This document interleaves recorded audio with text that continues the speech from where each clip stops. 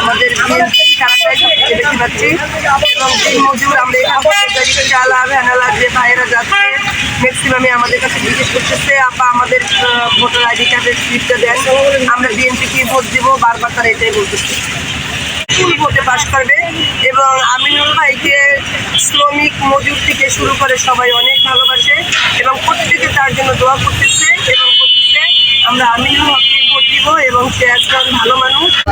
আমরা 16 আসন ধরি না, আমরা জানি যে আবহাওয়া জনগণ সারা বাংলাদেশের মানুষ।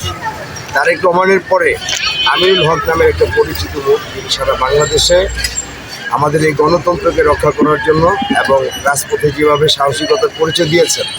16 আসনে সবাই তাকে স্নেহ করে, সবাই তাকে ভালোবাসে, কারণ একটাই, সে একজন স্বচ্ছ এবং পরিচ্ছন্ন রাজনীতিবিদ, সে একজন সাবেক ফুটবল দলের অধিনায়ক এবং কেন্দ্রীয় কমিটির ক্রীড়া বিষয়ক সম্পাদক। এটা বড় কথা নয়, নেপালে যখন সাব গেমস অনুষ্ঠিত হয় তখন তার দেওয়া গোলে স্বর্ণের শিরোপা অর্জন করি আমরা। বাংলাদেশের পতাকাকে আবার বিশ্বের মানচিত্রে আরেকবার জায়গা করে দিয়েছিলেন এই আমিনুল।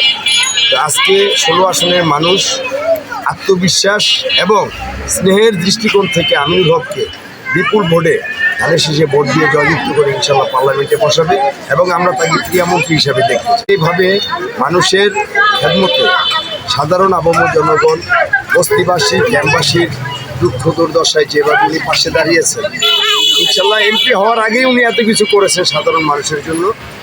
আর উনি যদি এমপি হয়, উনি ঘরে ঘরে ডোর টু ডোর যাবে, মানুষের সার্বিক সমস্যা এবং এলাকার উন্নয়ন কীভাবে করা যায়, কীভাবে জনসমাজকে ভালো করা যায়, কীভাবে আমাদের আগামী প্রজন্মের শিশু বাচ্চাদেরকে খেলায় অংশগ্রহণ করানো যায়, কীভাবে মাদক থেকে তাদেরকে মুক্ত রাখা যায়, এই সর্বোপরি প্রচেষ্টা আমিনুল হকের বিরাজমান রয়েছে 16 আসনে।